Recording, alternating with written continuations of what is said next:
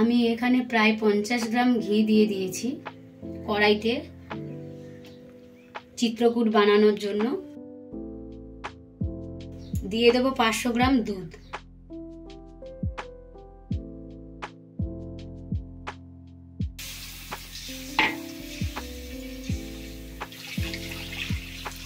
একবারে পুরো দুধটা দেব না, সুজিটা ঢালতে ঢালতে তারপরে আবার বাকি দুধটা দিয়ে দেব।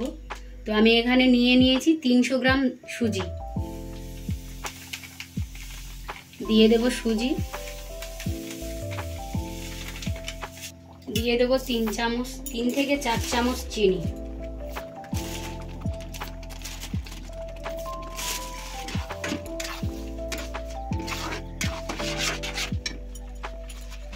দিয়ে দেব সামান্য পরিমাণ লবণ।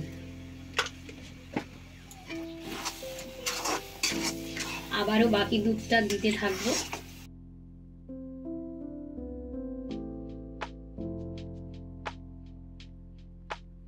দিয়ে দেব 3 চামচ ময়দা।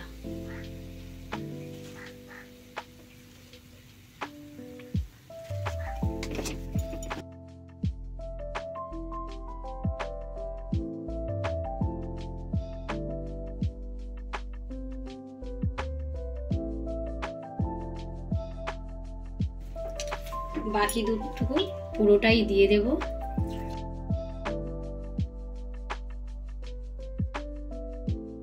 এবার দিয়ে দেব গুঁড়ো পাউডার দুধ 4 প্যাকেট।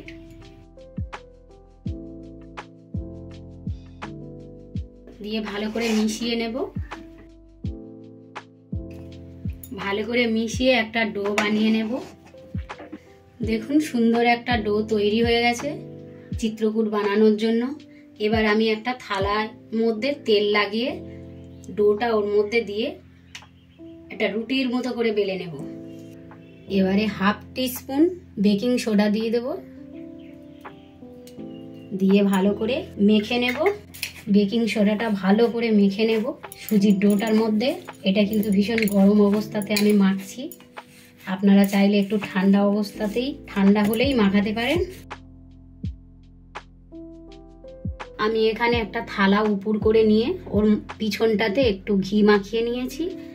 এবারে আমি ডোটা এই থালার পিছনে রেখে রুটির মতো একটা শেপ দেব।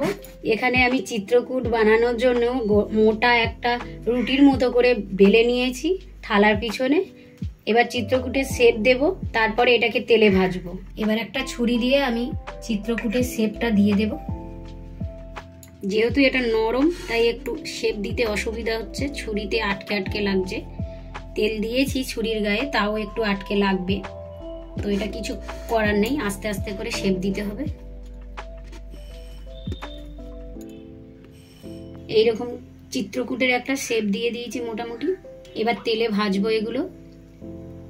এবার এখানে ফ্রাই প্যানে তেল দিয়েছি, গরম হয়ে গেছে। তো এবার আস্তে আস্তে এক একটা চিত্রকূট ছেড়ে দেবো।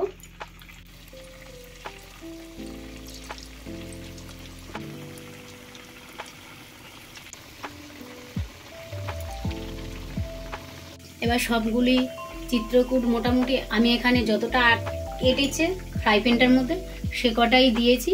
তো একে একে সব লাল লাল করে ভেজে তুলবো, ব্রাউন করে। ততক্ষণ অপেক্ষা করব। এবারে চিত্রকূটগুলো ব্রাউন করে ভেজে নিয়েছি, এবার আস্তে আস্তে করে উঠিয়ে নেব। এবারে একটা একটা করে উঠিয়ে নেব। ব্রাউন করে ভেজে নিয়েছি, লাল লাল হয়েছে।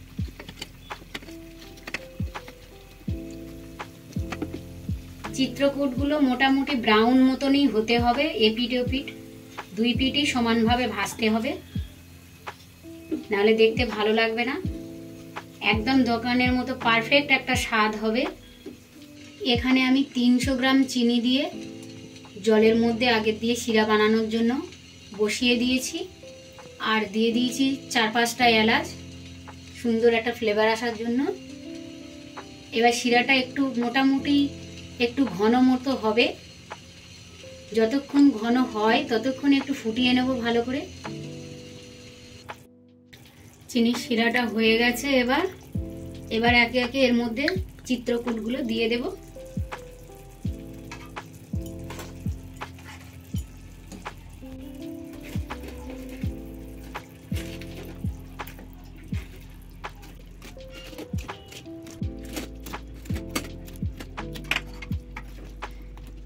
এইভাবে একটু ফুটিয়ে নেব।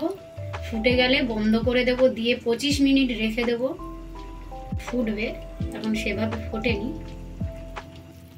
এরকম একটু ফুটে গেছে, এইবারে আমি বন্ধ করে দেব, দিয়ে এটাকে আমি ঢেকে রাখবো 20 থেকে 25 মিনিট। এবারে আমি ঢাকনাটা উঠিয়ে দেখব।